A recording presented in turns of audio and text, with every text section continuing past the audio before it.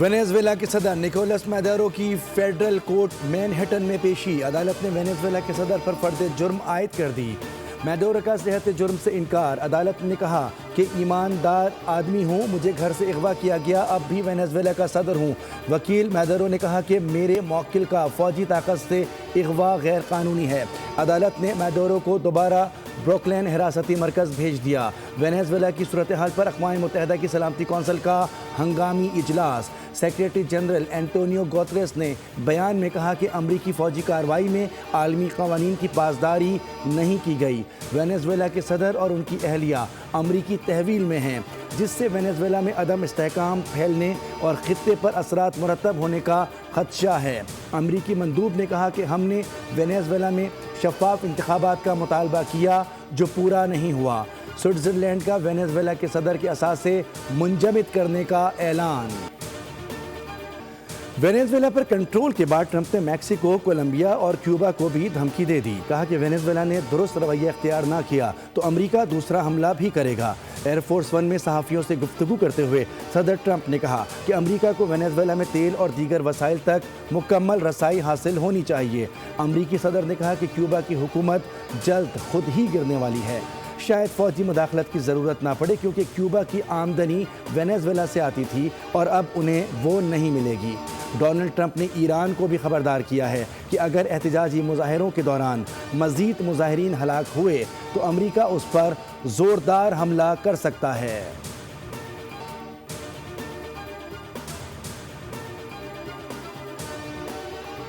Colombia, Cuba اور Mexico نے امریکی صدر ٹرمپ کی دھمکی کو مسترد کر دیا۔ رد عمل میں صدر میکسیکو نے کہا کہ میکسیکو ایک خود مختار ملک ہے، ہم ریاستوں کے داخلی معاملات میں مداخلت مسترد کرتے ہیں۔ کیوبا نے کہا کہ وینیزویلا میں امریکی کارروائی خطے کے لیے تاریخی اور سنگین خطرہ ہے، لاطینی امریکہ کے ممالک خطے کی خود مختاری کا کامل دفاع کریں۔ کولمبیا کے صدر کا ٹرمپ کی دھمکیوں پر قسم توڑنے اور ہتھیار اٹھانے کا اعلان، کہا کہ کسی بھی قسم کی بیرونی دباؤ پر مداخلت کو قبول نہیں کیا جائے گا۔ ملزمان نے انکشاف کیا کہ ان کی وابستگی کالعدن تنظیم BLA اور مجید بریگیڈ فتنہ الہندوستان سے ہے اور بیرون ملک اس کی تمام پلاننگ کی گئی ہے اور اس میں جو فیسیلیٹیٹرز ہیں اور جو ہینڈلرز ہیں ان کی نشاندہی ہو چکی ہے۔ موقع پر بم ڈسپوزل یونٹ کے ذریعے تمام جو بارودی مواد ہے اس کو ناکارہ کر دیا گیا ہے۔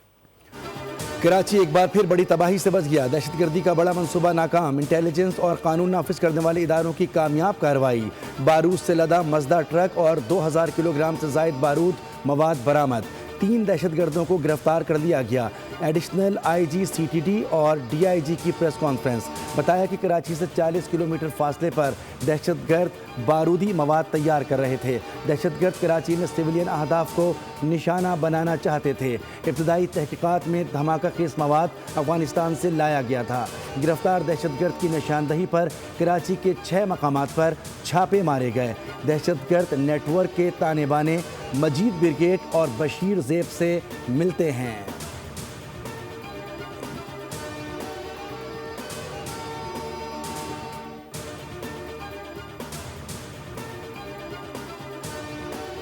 چھوٹے اور درمیانے درجے کے کاروبار ملکی معیشت کے لیے ریڑھ کی ہڈی کی حیثیت رکھتے ہیں۔ کاروبار کی ترقی سے برآمدات میں اضافے کی بھرپور استعداد موجود ہے۔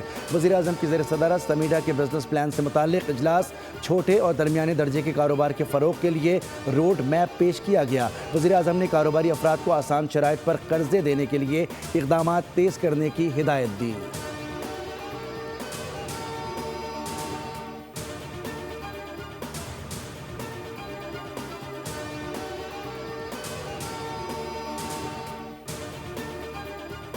تمام صوبوں کو ان کے جو پاپولیشن ہے اس کے حساب سے، صوبے کے حساب سے پیسہ ملتا ہے۔ پنجاب کو پیسہ زیادہ ملتا ہے۔ یہ ایک بالکل جھوٹ اور غلط بات ہے۔ آپ نے کبھی اس بہکاوے میں نہیں آنا کہ وہ صوبہ جو ہے وہ زیادہ طاقتور ہے کیونکہ اس کے پاس پیسہ ہے، یہ صوبہ اس لیے محروم زیادہ ہے کیونکہ اس کے پاس پیسہ نہیں ہے۔ اچھی گورننس سے بہتر کوئی سیاست ہی نہیں ہے دنیا۔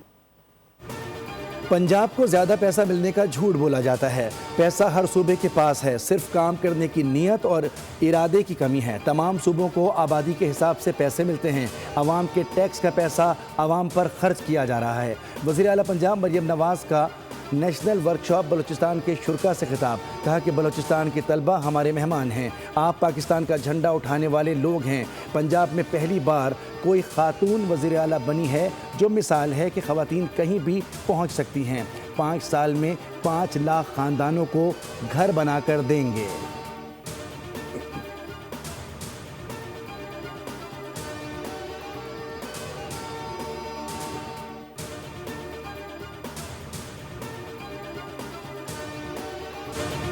پاکستان اور چین کا خطے سمیت دنیا میں امن، ترقی، خوشحالی کے تحفظ و فروغ، دہشت گردی کے خلاف زیرو ٹالرنس پالیسی اور سیکیورٹی تعاون مزید بڑھانے پر اتفاق، اسٹریٹجک رابطے مضبوط بنانے اور مشترکہ مفادات کے تحفظ کے فروغ پر بھی متفق۔ پاک چین وزرائے خارجہ 7ویں اسٹریٹجک ڈائیلاگ کا مشترکہ اعلامیہ جاری کر دیا گیا۔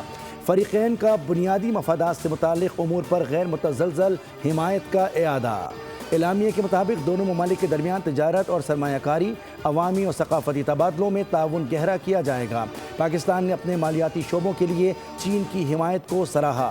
افغان سرزمین کو کسی بھی ملک کے خلاف استعمال ہونے سے روکنے کی اپیل کی گئی۔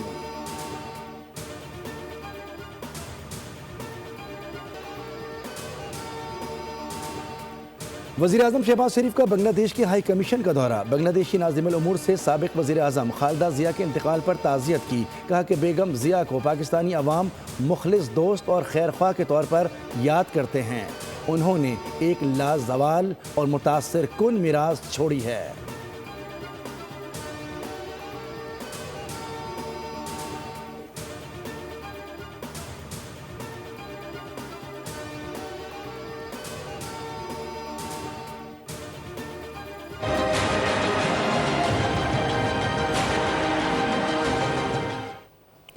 بنگلہ دیش میں بھارتی وزیر خارجہ نے خود مجھ سے آ کر ملاقات کی۔ یہ ملاقات 6-7 سیکنڈ سے زیادہ نہیں تھی۔ میں نے ان کا حال دریافت کیا۔ جے شنکر کی جانب سے مصافحہ میرے لیے حیران کن تھا۔ اسپیکر ایاز صادق نے وزیر اعظم سے ملاقات میں دورہ بنگلہ دیش پر بریفنگ دی۔ تحریک انصاف سے مذاکرات اور اپوزیشن لیڈر کی تقرری سے متعلق امور پر بھی گفتگو ہوئی۔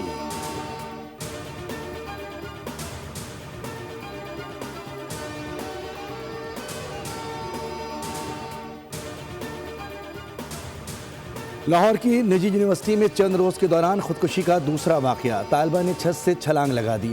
جنرل اسپتال میں زیر علاج زخمی طالبہ کے علاج کے لیے اسپیشل میڈیکل بورڈ تشکیل۔ ڈاکٹرز کے مطابق طالبہ کی حالت تشویشناک ہے، ٹانگیں، ہاتھ اور پسلیاں فریکچر ہیں۔ یونیورسٹی انتظامیہ نے واقعے کے بعد یونیورسٹی کو غیر معینہ مدت کے لیے بند کرتے ہوئے آن لائن کلاسز کا نوٹیفیکیشن جاری کر دیا۔ رجسٹرار علی اسلم کے مطابق طالبہ کی حالت خطرے سے باہر ہے۔ طالبہ کی 90% سے زائد حاضری ہے، کلاس میں بھی بہتر پرفارمنس ہے۔ مینٹل ہیلتھ سے متعلق کچھ نہیں کہہ سکتے۔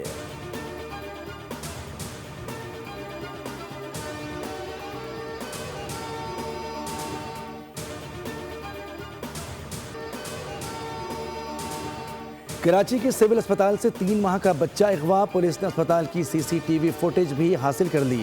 مغوی بچے کی والدہ کے مطابق 24 دسمبر کو بیمار بچے کو لے کر اسپتال کے لیے گھر سے نکلیں۔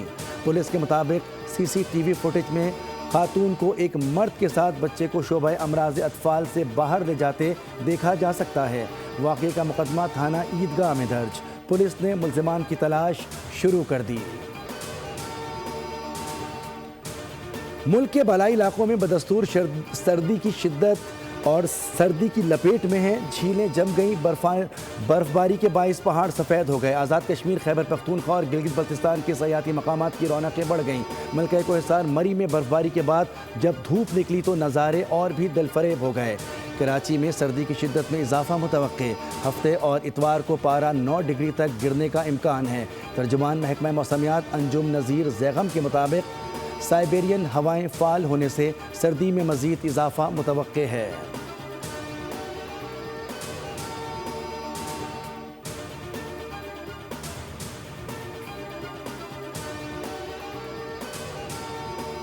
خوشبوؤں کے شہر پیرس نے برف کی سفید چادر اوڑھ لی، ہر طرف برف ہی برف نے پیرس کو حسین منظر میں بدل دیا۔ سوئٹزرلینڈ کی سڑکیں، فٹ پاتھ اور گاڑیاں برف سے ڈھک گئیں۔ درجہ حرارت -12 ڈگری سینٹی گریڈ تک گر گیا۔ شدید سردی اور مسلسل برف باری کے باعث معمولات زندگی متاثر، شہریوں کو غیر ضروری سفر سے گریز کی ہدایت۔ ادھر سویڈن میں برفانی طوفان نے تباہی مچا دی۔ طوفان کی وجہ سے متعدد پروازیں منسوخ کر دی گئیں، جبکہ ٹرینوں کی آمد و رفت کی معطلی کے باعث ہزاروں افراد کو شدید مشکلات کا سامنا ہے۔ سری لنکا کے خلاف T20 میچز کھیلیں گے۔ دونوں ٹیموں کے درمیان تمام میچز دمبولا میں 7، 9 اور 11 جنوری کو کھیلے جائیں گے۔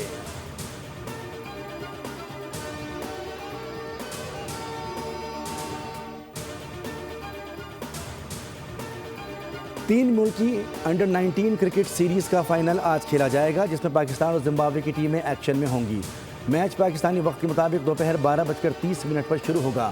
دونوں ٹیموں کے لیگ میچز بارش کی وجہ سے نامکمل رہے تھے۔ پاکستان نے ایونٹ کی ٹاپ ٹیم کی حیثیت سے فائنل میں جگہ بنائی۔ افغانستان کی ٹیم 4 میچز سے صرف 1 پوائنٹ حاصل کر سکی۔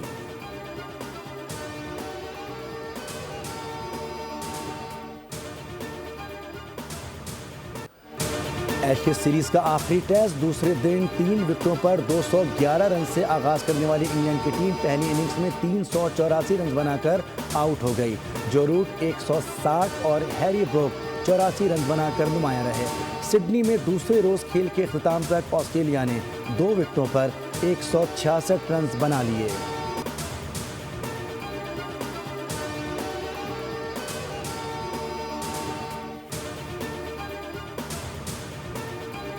بنگلہ دیش نے IPL کی نشریات پر پابندی لگا دی۔ بنگلہ دیش کرکٹ بورڈ پہلے ہی اپنی ٹیم T20 ورلڈ کپ کے لیے بھارت نہ بھیجنے کا اعلان کر چکا ہے۔ حکومت بنگلہ دیش کی جانب سے جاری اعلامیے میں کہا گیا ہے کہ بھارتی لیگ پر پابندی غیر معینہ مدت کے لیے لگائی گئی ہے۔ بنگلہ دیش کے فاسٹ بولر مستفیض رحمان کی ہندو انتہا پسندوں کی دھمکیوں کے بعد IPL ٹیم سے باہر کیا گیا تھا۔